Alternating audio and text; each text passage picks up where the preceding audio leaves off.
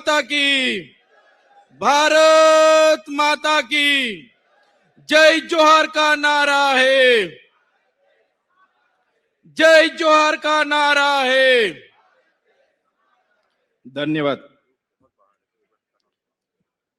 जे पण આગેવાનો બહાર ઉભા છે એમને મારે નમ્ર વિનંતી છે કે અંદર આવીને પોતપોતાનું સ્થાન ગ્રહણ કરી લે। ટૂંક સમયમાં આમ આદમી પાર્ટીના રાષ્ટ્રીય સંયોજક, દિલ્હીના મુખ્યમંત્રી શ્રી અરવિંદ કેજરીવાલજી, પંજાબના મુખ્યમંત્રી સરદાર ભગવત માનજી પધારી રહ્યા છે અને મંચસ્થ આપણી મધ્યે ગુજરાત પ્રદેશના પ્રભારી એવા ગોપાલરાયજી, આપણા સૌના માર્ગદર્શક અને ગુજરાત પ્રદેશના અધ્યક્ષ એવા ઈસુદાન ગઢવીજી, સાથે આ વિસ્તારના આગેવાન નરેશ બારિયા, રાજુભાઈ વલવાઈ, દેવેન્દ્રભાઈ મેડા, મંચસ્થ ઉપસ્થિત તમામ મારા સંઘર્ષના સાથીઓ, જિલ્લાના પ્રમુખશ્રીઓ, વિધાનસભાના પ્રભારીશ્રીઓ, સૌનું હું સ્વાગત કરું છું। અને સાથે સાથે મારી સામે જે મોટી સંખ્યામાં આજુબાજુના વિસ્તારોમાંથી તમે જે ઉપસ્થિત થયા છો, ત્યારે સાથીઓ આ તમારી ઉપસ્થિતિ દર્શાવે છે કે આવનારા દિવસોમાં ભારતીય જનતા પાર્ટીની હાથમાંથી સત્તા જાય છે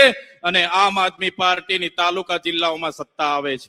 આ ધરતી પર વસનારો સમુદાય જેને આદિવાસી કહેવામાં આવે છે, પણ આ ભારતીય જનતા પાર્ટીની સરકાર, આ આરએસએસ થી કામ કરનારી સરકારે આદિવાસીઓને વનબંધુ, વનવાસી, ગિરિજન, જનજાતિ કરીને આદિવાસીઓનું અસ્તિત્વને ભૂસવાનું કામ કર્યું છે।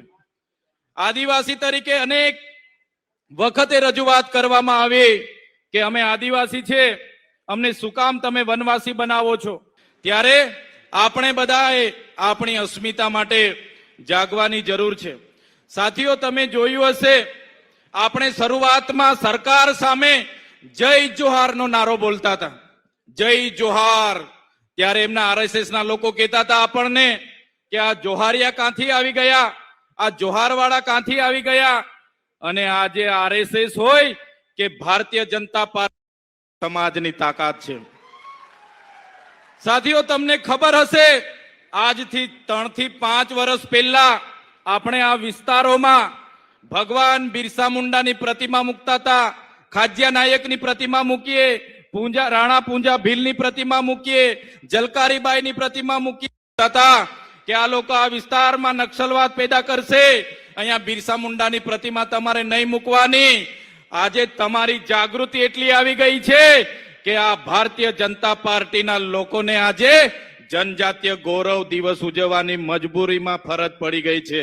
કરતા તમારી જાગૃતિ આવી ગઈ, તમે ખલનાયક બિરસા મુંડા, જનનાયક બિરસા મુંડાની વાત મુકતા ગયા। આજે દેશના વડાપ્રધાનને પણ ડેડિયાપાડામાં આવીને બિરસા મુંડાજીની પ્રતિમાને ફૂલ અર્પણ કરવું પડે। એ પ્રતિમા મૂકવા વાળા ચૈતર વસાવાના અમારી ટીમ હતી। સાથીઓ, આપણા જે આઝાદીના સંઘર્ષના સાથીઓ આઝાદીમાં શહીદ થયા, એ ચાહે ખાજિયા નાયક હોય, ટાટિયા મામા હોય, ગુરુ ગોવિંદજી હોય, બિરસા મુંડા નાયકોએ પણ 1857ના જંગમાં ભાગ લીધો, શહીદી વોરી, અંગ્રેજોને મજબૂર કર્યા। આ દાહોદમાં રેજિમેન્ટ બનાવવું પડ્યું, ભીલ રેજિમેન્ટ બનાવવું પડ્યું। એટલી જોરશોરથી આપણા આદિવાસી પૂર્વજો આઝાદી માટે લડ્યા।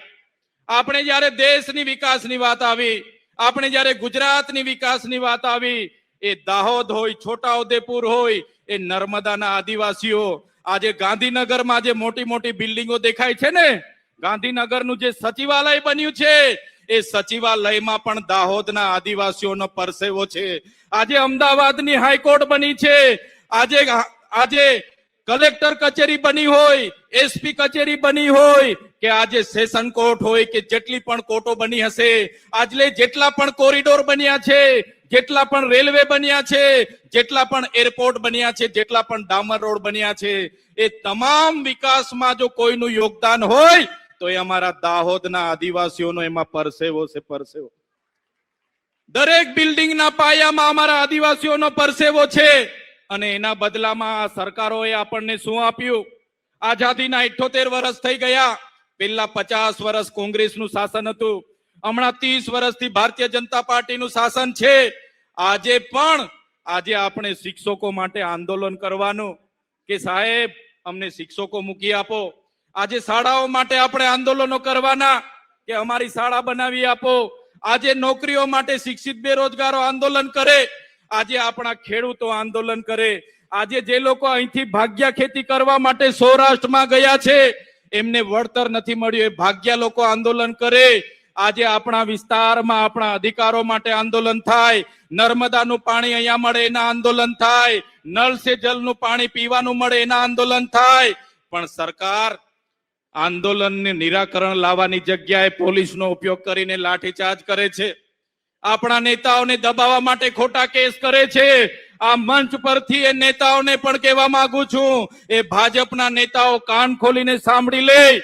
તમને જેટલું વેઠાય એટલું જ અમારા લોકોને હેરાન કરજો, કેમ કે અમે વ્યાજ સહિત એનો હિસાબ કરવાના છે. અમે વ્યાજ સમેત એનો હિસાબ કરીશું. જ્યારે ચૈતર વસાવા આદિવાસીઓને જાગૃત કરવાનું કામ કરે, અનુસૂચિ 5 લાગુ કરવાની માંગ કરે, પૈસા 1 લાગુ કરવાની માંગ કરે, આ વિસ્તારમાં 73 એના જે ગેરકાયદેસર દસ્તાવેજો થયા એને અમે ઉજાગર કર્યું. નલ સે જલનું કૌભાંડ અમે ઉજાગર કર્યું. અહીંના મંત્રીએ મનરેગામાં કૌભાંડ કર્યું અને આપણા લોકોની રોજગારી છીનવી એને અમે ઉજાગર કર્યું. અહીંયા નકલી સિંચાઈની કચેરીઓ ચાલતી હતી એને અમે ઉજાગર કરી. અહીંયા નકલી કોલેજો જીએનએમ એમની ચાલતી હતી એને અમે ઉજાગર કરી. એટલે આ હર્ષભાઈ સંઘવી અને ભૂપેન્દ્રભાઈ પટેલને ગમ્યું નહીં. એક સામાન્ય કેસમાં મને જેલમાં નાખી દેવા, તારીખ પર તારીખ, મને 80 દિવસ સુધી જેલમાંથી બહાર નીકળવા ન દીધો. વડોદરાની જેલમાં મને વેદના આપવામાં આવી, યાતના આપવામાં આવી અને કહેવામાં આવ્યું કે તમે આદિવાસીઓ માટે કેમ લડો છો, તમે ગરીબો માટે કેમ લડો છો, તમે ભારતીય જનતા પાર્ટીમાં આવી જાઓ, નહીં તો તમારું રાજકારણ ખતમ કરી દઈશું. ત્યારે પણ આ ચૈતર વસાવાએ પોલીસ અધિકારીઓને કીધું તો તમારી જેલોથી ડરવા વાળા ચૈતર વસાવા નથી, તમારી જેલો સામે લડવા વાળા લોકો છે, તમારી ભાજપ સામે લડવા વાળા લોકો છે. સાથીઓ, તમે વિચાર કરો, એ ડેડિયાપાડાની જનતાએ, એ સાગબારાની જનતાએ, ચીકદાની જનતાએ એક ધારાસભ્ય તરીકે મને 1 લાખથી પણ વધારે મત આપ્યા.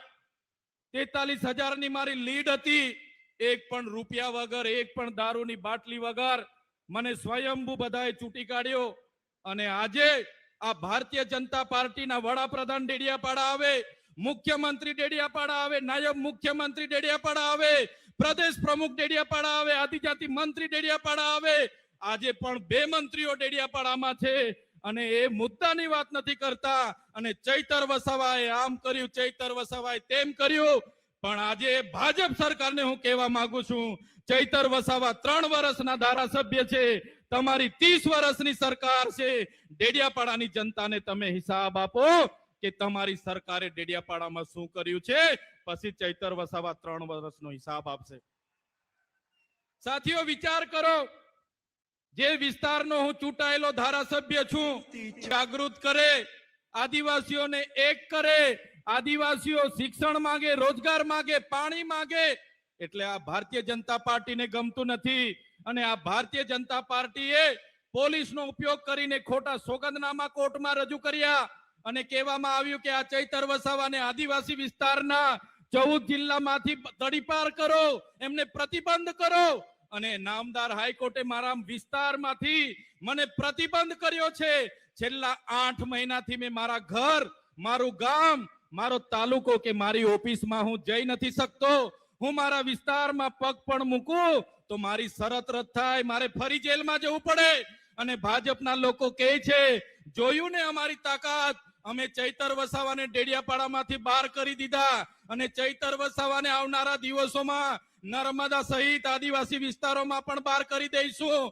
ત્યારે ભાજપના લોકોને આ મંચ પરથી કહેવા માંગુ છું, તમે ચૈતર વસાવાના ગામમાંથી બહાર કરશો, ચૈતર વસાવાને ડેડિયાપાડાથી બહાર કરશો, ચૈતર વસાવાને નર્મદાથી બહાર કરશો, પણ આ ચૈતર વસાવા અમારા લોકોના દિલોમાં રહી છે, ત્યાંથી તમે ક્યારે બહાર નથી કરી શકવાના. ત્યારે દિલ્હીમાં જ્યારે પરિણામ આવ્યું અને જ્યારે માન્ય કેજરીવાલજીની સરકાર, ત્યાં એમની નીતિઓના કારણે હારનો સામનો કરવો પડ્યો અને ભાજપની સરકાર બની, ત્યારે આ ભાજપના નેતાઓ ગુજરાતમાં કહેતા હતા, આમ આદમી પાર્ટી પૂરી થઈ ગઈ, કેજરીવાલજી હારી ગયા, દિલ્હીમાં સરકાર ગઈ, ત્યારે નેતાનો બી કહેવા માંગુ છું